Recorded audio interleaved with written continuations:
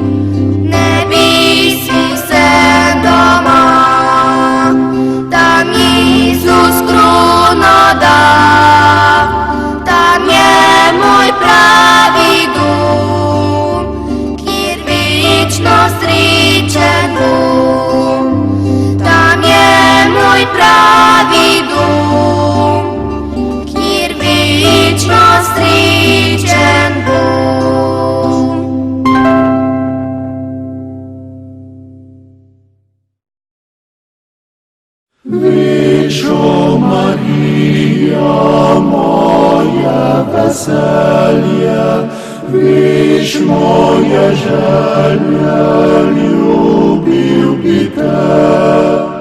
Змірай при тебі, хотів стати, люблена маті, спомни себе.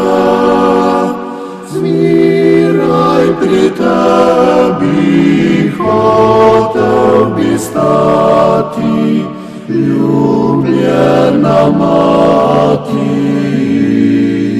спомни себе. Кайпати хочеш, моя краліця, сладка девіця, дати подам. Другого німам серцем і в землі, з надами всеми тебі дам. Другого німам серцем і в землі, з надами всеми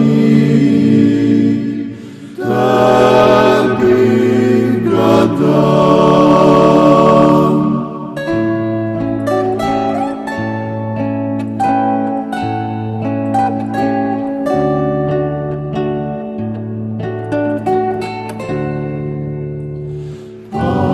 Ти краліця, сі каже взіла, ти сідав мила за те горі.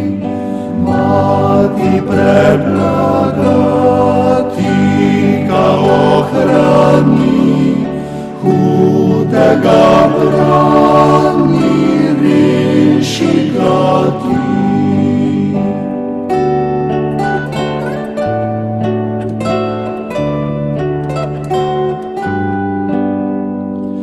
Кадар нам задня ура побіла, мати бранила, прийди по нас.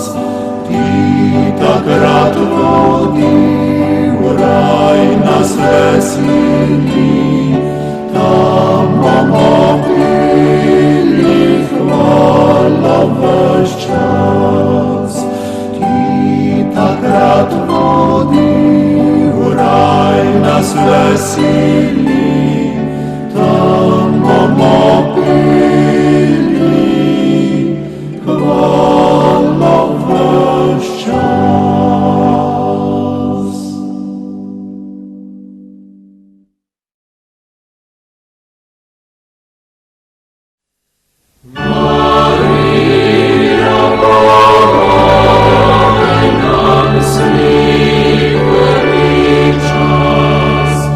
Слава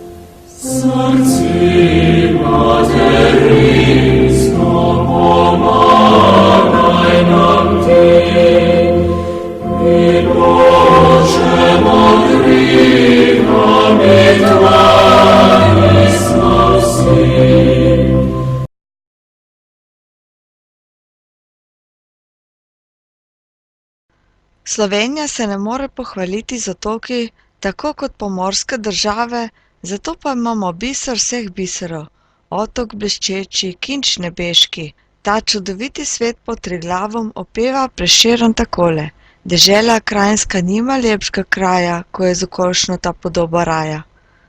Blejsko jezero je ostanek velikega bohinjskega ledenika, ki je pokrival gorenjsko ravan. Po velikosti se uvršča med majhna ledeniška jezera, po ljubkosti pa brez dvoma med najlepša. Edinstveno lepoto mu dajeta otok s cerkvico in grad na skalnati pečini. Zgodovinske listine prvič omenjajo Bled leta 1004, ko je cesar Henrik II. Podaril briksenški škofiji na Južnem Tirolskem obsežno posest med obema Savama, Bohinjko in Dolinko. Dolga leta so ti zemljiški in duhovni gospodje pomembno oblikovali svet in življenje ljudi v teh krajih. Ob razkopavanjih po vojni so na otoku odkrili staroslovanske grobove, ki potrjujejo ustno izročilo, da so že naši prvi predniki imeli tam svoje svetišče ali prebivališče. Arheologi pa so izkopali še sledove 4 prednic današnje podružnične cerkve Marijinega vnebovzetja na otoku, s katerimi je izpričana tisočletna navzočnost krščanstva na otoku. Pobožna legenda, ki jo omenja blejski župnik Franc Gornik v svoji zgodovini, pravi, da se je na kraju, kjer sedaj valovi jezero, nekdaj razprostiral sončen pašnik. Sredi njega se je dvigal grič s Marijino kapelico. Ker pašnik in kapelica nista bila ograjena, so ovce zahajale v cerkvico in onečedile celo oltar. Bližnji prebivalci so bili brezbrižni zaradi takega oskrunjenja, čeprav so večkrat slišali opomin: ogradite pašnik, če ne, bom kapelico ogradila sama. Domačini se niso zmenili za svarila, zato je Marija uresničila svojo napoved. Ko so se nekega jutra zbudili, so prestrašeni zagledali pašnik pod vodo, sredi novega jezera pa se je dvigal otoček s kapelico. Ena od prvih stvari, ki jih opazimo na Blejskem jezeru, je prav gotovo Blejski otok. Otok je kar dobro prikrit zelenjem, ki skoraj zakriva otoške zgradbe. To so zvonik, cerkev, kaplanijo in proštijo ter malo puščavnico. O otoku obstaja veliko legend, eno je v svojem mojstrskem delu uporabil celo naš največji pesnik France Prešeren. Legenda, ki jo je uporabil, pravi, da je bilo na otoku svetišče staroslovanske boginje Žive, ki naj bi ga varovala Bogomila in Staroslav. Strokovnjaki so rekonstruirali arhitekturni razvoj otoške cerkve Marijinega vnebovzetja. V zgodnjem srednjem veku je bil na mestu današnje stavbe predkrščanski, verjetno staroslovanski kultni prostor. Na otoku so odkrili 124 grobov s skeleti iz 9. in 11. stoletja. V tem času pa so bili narejeni tudi temelji predromanske kapele. Verjetno gre pri tej stavbi za sled misionarskega delovanja oglejskega patriarha Pavlina, sodobnika Karla Velikega. Prvi sledovi briksenških oblasti na otoku so temelji romanske kapele na mestu predromanske. Triladijska bazilika, katere temelji so dobro vidni in ohranjeni, je bila najbrž zgrajena sredi 12. stoletja. Enoladijsko gotsko cerkev z velikim prostoječim zvonikom so ob južni strani zgradili leta 1465, ko je prvi ljubljanski škof Sigmund Lamberg posvetil novi prezbiterij in glavni oltar. Prostostoječi zvonik je prav tako posebnost, saj kaže značilen vpliv beneške šole. Sam zvonik je visok 52 metrov, zanj pa je značilen tudi gotski obok nad vhodom in pa kamen, ki se mu reče ajdovo zrno in ima veliko luknjic, iz katerega je bil obok v 14. oziroma 15. stoletju tudi narejen. Sredi 17. stoletja so na mestu gotske cerkve sezidali podložno banjasto obokano zgodnjebaročno cerkev, ki so jo leta 1685 prezidali. Trije stranski oltarji iz črnega marmorja so delo ljubljanskih kamnosekov. Slike v njih je naredil neznani mojster in se nanašajo na beneško šolo 17. stoletja. Četrti stranski oltar, posvečen sveti Ani, je s konca 17. stoletja, slika v njem pa je iz Lajerjeve delavnice v Kranju. Glavni oltar z razgibano baročno arhitekturo in bogato pozlačeno rezbarijo datira v 40. leta 18. stoletja. Oltarna kipa predstavljata donatorja blejske posesti Henrika II. In njegovo ženo Kunigundo. Leseni reliefi na oltarni mizi in tabernakelj so iz druge polovice 19. stoletja. Posebna znamenitost otoške cerkve je zvon želja, ki je bil izdelan leta 1534 v Padovi. Zvonovi v zvoniku so iz prve polovice 18. stoletja. Druge zgradbe in pa obzidje, ki varuje zgradbe na platoju, so dobile končno obliko v 17. stoletju. Leta 1655 je nastalo monumentalno stopnišče z 99 kamnitimi stopnicami, ki vodijo na vrh otoka. Cerkev je bila leta 1972 restaurirana, vodnjak na otoku pa je bil urejen leta 1888. Uredil ga je Vindišgrec v spomin princesi, ki je umrla zelo mlada. Ta voda je iz naravnega izvira in je pitna. Stoletja je dolga zgodovina Božje poti pri Mariji na jezeru. Prva omemba sega v davno leto 1185. 3. decembra se omenja cerkev in proštija na otoku. V darilni listini briksenškega škofa Henrika je omenjen Gerung, častiti prošt pri sveti Mariji na jezeru Bled. Omemba proštije pove, da je moralo biti tu že dobro obiskano svetišče. V listinah oglejskega patriarhata je zopet omenjena neka cerkev na Bledu, ki jo je 11. januarja leta 1142 posvetil takratni patriarh Pelegrin. Najbrž gre za prenovljeno otoško cerkev. O posvetitvi cerkve na otoku pa poroča tudi prvi ljubljanski škof Žiga Lamberg. To je bila gotska prednica današnje cerkve in zvonika. Doletele so jo hude preizkušnje. Leta 1511 jo je prizadel potres, zato so jo morali zopet obnoviti. 25. junija 1523 jo je posvetil ljubljanski škof Krištof Ravbar. Nemirni čas protestantizma, ki je prav med blejskimi podložniki briksenškega škofa našel veliko privržencev, je povzročil, da je bila Božja pot skupaj skoraj 50 let zapuščena. Šele po letu 1609 se je začel njen ponovni razcvet. V letih od 1679 do 1700, ko so se povsod po katoliškem svetu razmahnila romanja, so posvetili svetišče, kakor ga vidimo danes.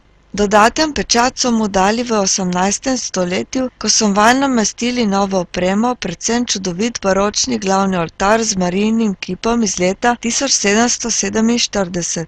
Božji poti sta kasneje grozili še dve nevarnosti: reforme Jožefa II. In Napoleonove vojske. Jožef II. Je hotel cerkev podreti, pa je rešil grajski glavar Ignacij Novak.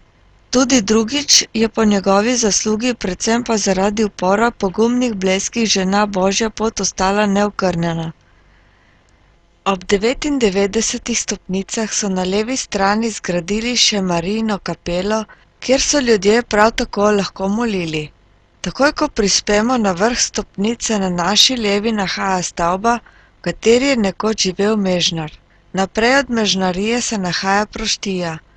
Na proštiji je zelo zanimiv grb, ki je sestavljen iz dveh delov. Levi del, na katerem je ovca s križem, predstavlja grb briksenških škofov. Leta 1842 so Briksni prepustili cerkev ljubljanskemu škofu, desni del grba pa je grb le enega od škofov, ki je bil tu. Štirje cofasti vozli okrog freske grba pa predstavljajo, da je bil to škof. Cerkev je pred uničenjem rešilo dejstvo, da je denarno podpirala osnovno šolo, ki je bila ena izmed prvih pri nas, in Bogu hvala, da sedaj služi svojemu namenu.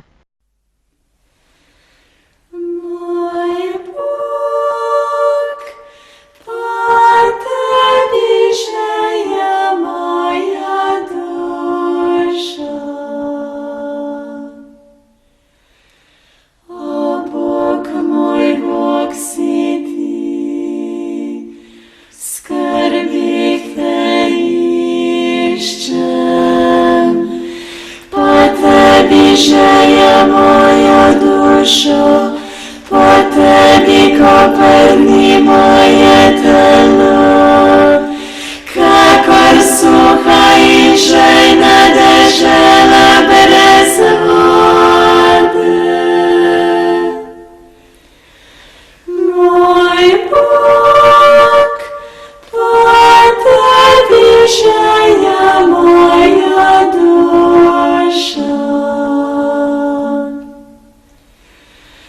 Hočemo tebi premišljevati v svetišču, da vidim tvojo moč in tvoje veličastvo. Boljša je tvoja milost, ko življenje.